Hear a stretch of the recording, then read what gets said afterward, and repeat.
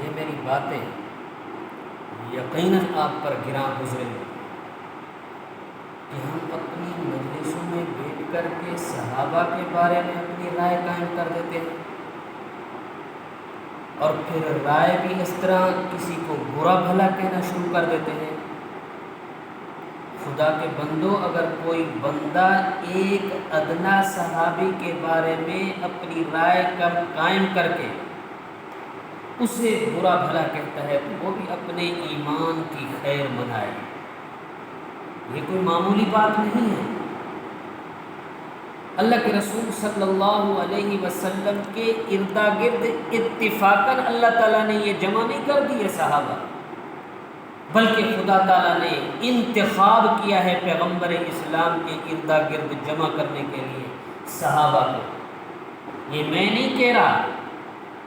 آپ کیا کہتے ہیں کہ اللہ کے رسول صلی اللہ علیہ وسلم کے منہ مبارک سے نکلی ہوئی بات کبھی جھوٹی نہیں ہو سکتی، بلکہ جھوٹ کا شائبہ بھی نہیں ہو سکتا۔ کیا فرمایا اللہ کے رسول صلی اللہ علیہ وسلم نے؟ ان اللہ اختارنی واختار لی اصحابی، فرمایا اللہ تعالیٰ نے پہلے مجھے چن لیا ہے، پھر میرے لیے میرے صحابہ کو چن لیا ہے۔ اگر کوئی بندہ صحابہ رضوان اللہ علیہم اجمعین کے بارے میں اپنی رائے قائم کر کے انہیں برا بھلا کہتا ہے تو وہ خدا کے انتخاب پر اعتراض کرتا ہے۔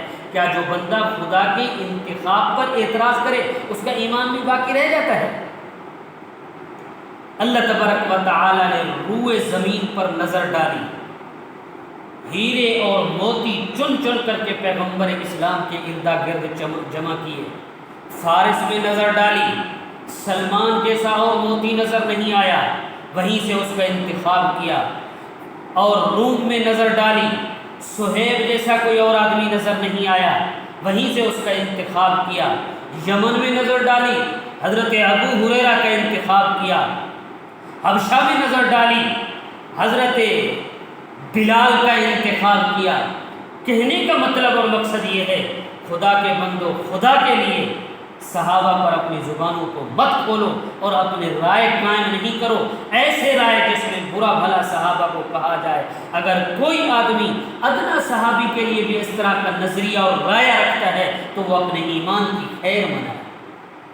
اور پھر انہی دنوں کے اندر لوگ عشق میں آ کر کے ان واقعات کو جو تاریخ سے ثابت ہیں ان کو کھول دیتے ہیں، انہی پر اپنے رائے قائم کرتے ہیں۔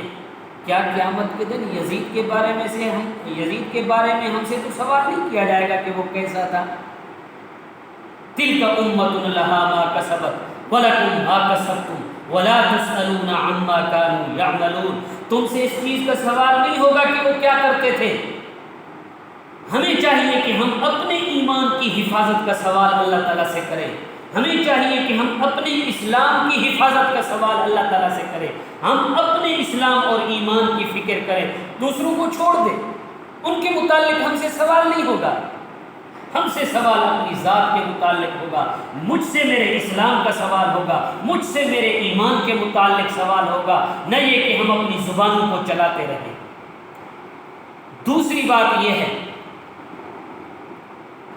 خود حضرت حسین نے جو اپنے ساتھیوں سے خطبہ ارشاد فرمایا تھا جس میں یزید کا پردہ چھاپ کیا تھا، ذرا وہ خطبہ بھی آپ کے سامنے ہے، پھر آپ اندازہ کریں کہ جناب ہم حسینی ہیں یا ہم یزیدی ہیں۔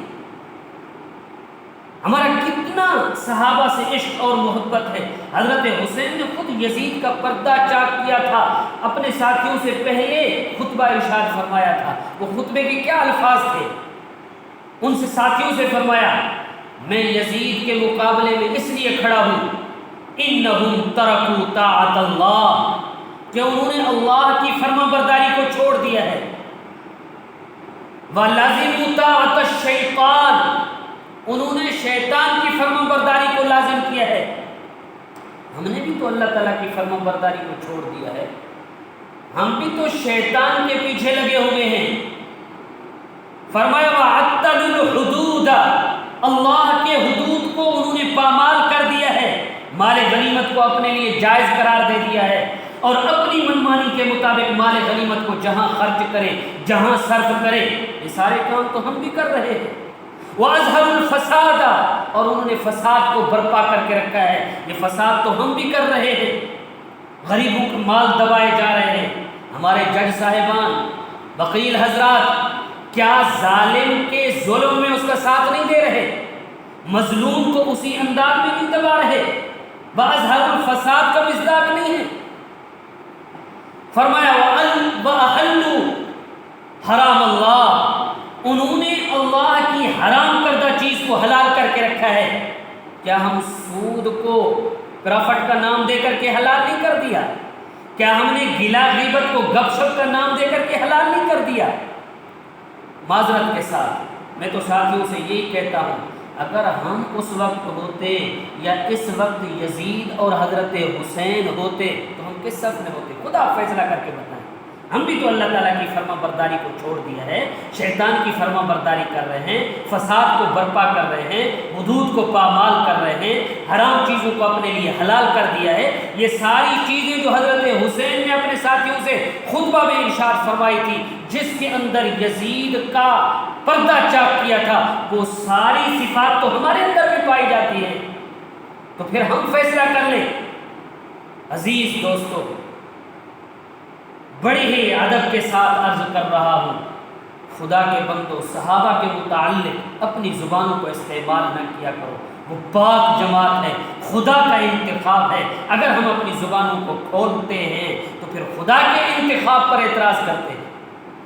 باقی یہ بات کہ بھئی اس طرح کا واقعہ پیش نہیں آنا چاہیے تھا، یہ تو ہم بھی کہتے ہیں، یہ بہت بڑا اندوہناک کربلا کا واقعہ ہے، لیکن اللہ تعالیٰ حکیم ہے، اس کی حکمت ہے۔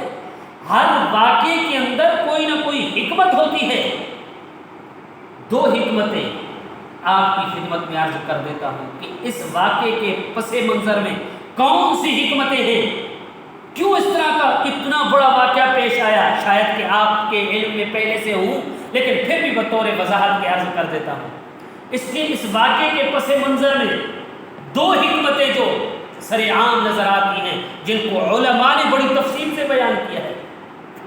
ایک بات، اللہ تبارک و تعالی نے حضور اکرم صلی اللہ علیہ وسلم سے وعدہ کیا تھا، واللہ یعصمک من الناس۔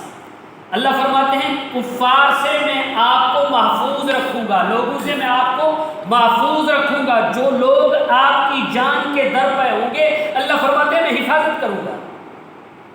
اب دیکھنا یہ ہے، ادھر اللہ تعالیٰ کا وعدہ ہے کہ میں آپ کی لوگوں سے حفاظت کروں گا۔ اس وقت بھی کی یہود و نصارہ کی بڑی مخالفت تھی، لیکن آپ کی جان تک نہیں پہنچ سکے۔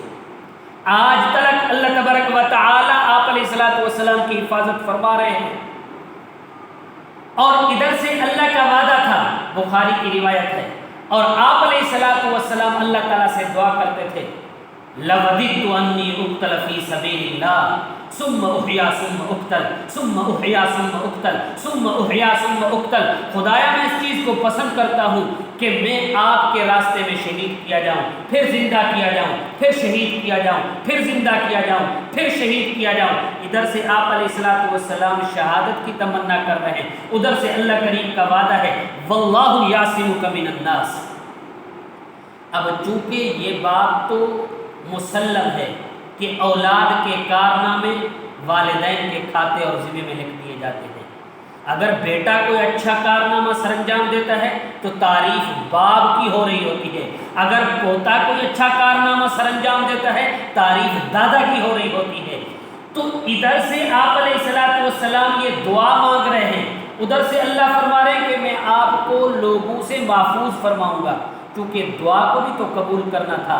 حضرت حسین کی شہادت مظلومانہ شہادت ہے، یاد رکھیں جتنی مظلومانہ شہادت ہو اتنے درجات بھی بلند ہوتے ہیں، اور اتنا بڑا سانحہ کروا کے اللہ تعالیٰ نے شہادت کا درجہ آپ علیہ الصلوۃ والسلام کی گود میں رکھ دیا، تاکہ آپ کی دعا بھی پوری ہو جائے اور خدا کا وعدہ بھی پورا ہو جائے۔ ایک بات، دوسری اس کے اندر حکمت یہ ہے کہ اللہ تعالیٰ نے دین کی بلندی اور دین کا مرتبہ لوگوں کے سامنے ظاہر کرنا تھا کہ دیکھو حضرت حسین کی مظلومانہ شہادت دین کی حفاظت کے لیے تھی، حضرت عمر کی شہادت دین کی حفاظت کے لیے تھی، حضرت عثمان کی شہادت دین کی حفاظت کے لیے تھی، حضرت علی کی شہادت دین کی حفاظت کے لیے تھی، حضرت حسین کی شہادت دین کی حفاظت کے لیے تھی، اور بدرین صحابہ کی شہادت دین کی حفاظت کے لیے تھی، احد کے صحابہ کی شہادت دین کی حفاظت کے لیے تھی، ائمہ مجتہدین علماء کی شہادت دین کی حفاظت کے لیے ہے۔ اللہ تعالیٰ بتلانا یہ چاہتے ہیں کہ جناب ادنا چیز کو اعلیٰ پر قربان کیا جاتا ہے، بکری ہوتی ہے، بکری کے لیے گھاس کو اگایا جاتا ہے، گھاس کو پانی لگایا جاتا ہے، پانی گھاس پر قربان ہوتا ہے، گھاس بکری پر قربان ہوتی ہے، بکری انسان پر قربان ہوتی ہے، انسان اللہ پر قربان ہوتا ہے۔ اب دین کا اتنا بڑا مرتبہ احد کے صحابہ، بدر کے صحابہ، حضرت عمر، حضرت عثمان، حضرت علی، حضرت حسین، ائمہ مجتہدین، تابعین، تبع تابعین، علماء جتنے بھی شہید ہو چکے ہیں، اللہ کریم بتا رہے ہیں یہ ساری چیزیں دین پر قربان ہیں، میرا دین اعلیٰ ہے۔ آپ اندازہ لگائیں، تمام صحابہ کے خون کو ایک طرف رکھ دیا جائے، حضور کے ایک قطرے کے خون کے مقابلے کے ساتھ یہ خون نہیں کر سکتا۔ آپ علیہ الصلوۃ والسلام کا خون بھی تو طائف کے اندر نکلا تھا، آپ علیہ الصلوۃ والسلام کے دندان مبارک بھی تو شہید ہوئے تھے، وہاں سے بھی تو خون نکلا تھا۔